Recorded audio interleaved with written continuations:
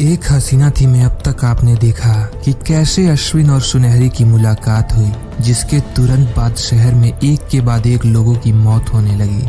जिसके बाद अश्विन को पता चला कि उसकी मंगेतर सुनहरी के अंदर बसर नामक शैतान का अंश था, जो उसे ये सब करने पे मजबूर कर रहा था। जिसके बाद अश्विन कुलगामी नामक गांव के पुराने तालाब के पास पवित्र जल लेने गया, जहां उसका सामना पुराने तालाब की चुड़ैल से हुआ, जिसका असल नाम अप्सरा था। अप्सरा ने अश्विन की मदद की, जिससे सुनहरी की जान बच पाई।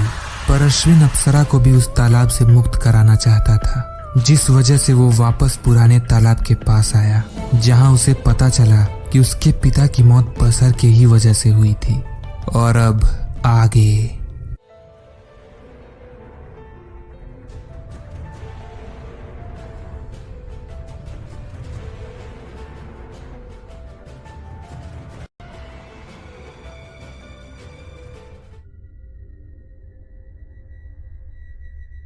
बसर, वो शैतान जो धरती पे आते ही भानगढ़ किले के 2 गार्ड्स को अपना शिकार बनाया। वो शैतान जो अपने सौदे की ताकत से एक लाचार और जरूरतमंद इंसान को हैवान में बदलकर मासूम लोगों का कत्ल कराया। पर उसकी शुरुआत ऐसे नहीं हुई थी। बसर ईश्वर की सबसे पहली और अजीज संतान था। पहली संतान होने के कारण बसर को और देवताओं से ज्यादा प्यार मिलता था। पर आज किसी भी वेद, पुराण, बाइबल या कुरान में ढूंढ लो, बसर नाम कहीं नहीं मिलेगा। ईश्वर द्वारा मिला हुआ प्रेम बसर के लिए काफी नहीं था। उसे ईश्वर की बराबरी करनी थी, भगवान बनना था।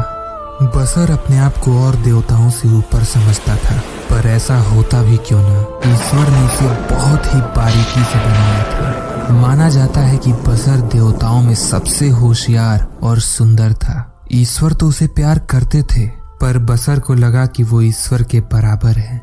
उसने ईश्वर द्वारा बनाई हर चीज पर अपना दावा करना शुरू कर दिया। ईश्वर के पास धन और अनाज का अथाह भंडार था। उसने धन तो किसी तरह से ले लिया, पर जब वो अनाज लेने गया तब देवताओं ने उस पर हमला कर दिया। देवताओं के हमले से उसके पंख जल गए, एक आंख भी फूट गई। ईश्वर ने बसर की जान बचाने के लिए उसे देवताओं से दूर हेलहाइम यानी नर्क लोक में भेज दिया। यहाँ उसकी जान तो बच गई, पर एक शर्त थी। संसार में कोई भी ना तो कभी बसर की पूजा करेगा, ना ही उसका नाम लेगा। लेकिन बसर चालाक था। उसे पता था कि वो स्वर्ग लोक में कुछ भी नहीं कर सकता, इसलिए उसने सही मौके का इंतजार किया। बसर नर्क की आग में जलता रहा और मन ही मन ईश्वर के प्रति नफरत पालता रहा। लेकिन जब ईश्वर ने इंसानों की रचना की, तब बसर अपना चाल चलना शुरू किया। उसने सांप का रूप लेकर सबसे पहले इंसान ईव और आदम को एप्पल ऑफ ईडन खाने पे मजबूर किया, जिस कारण ईश्वर ने उन्हें ईडन से बाहर निकाल दिया। इतना काफी नहीं था, उसके पास ईश्वर से चुराया हुआ धन था, जो उसने इंसानों से उनकी रूह की सौदेबाजी के लिए इस्तेमाल किया। लालची इंसान ईश्वर को छोड़ शैतान पर भरोसा कर बैठे। बहुत लोगों ने बसर की पूजा करनी शुरू की और उसे धरती पर बुलाया। बसर जानता था ये एक नई दुनिया थी, यहाँ बस इंसान थे। नॉर्स और ग्रीक आयाम के ज्यूस, पोसाइडन या थॉर उसका इस आयाम में कुछ नहीं कर सकते थे। सालों से बसर धरती पर है और अपने सौदे की ताकत से इंसानों से पूरे काम करवा रहा है। कुछ इंसान जिनको अब भी ईश्वर पर भरोसा था, उन्होंने बसर को खत्म करने की कोशिश की, पर नाकामयाब रहे। बसर को कोई इंसान खत्म नहीं कर सकता। बसर आज भी धरती पर है। हम सब अपनी आंखें बंद करें उसके गुलाम बने हुए हैं, उसके माया जाल में फंसे हुए हैं। और जिसने भी बसर के खिलाफ आवाज उठाने की कोशिश की, बसर ने उसे शांत कर दिया। उन्हीं लोगों में से एक अश्विन के पिता भी थे। वो भी बसर को रोकना चाहते थे, पर बसर ने उन्हें भी खत्म कर दिया। उस वक्त तुम्हारा जन्म भी नहीं हुआ था।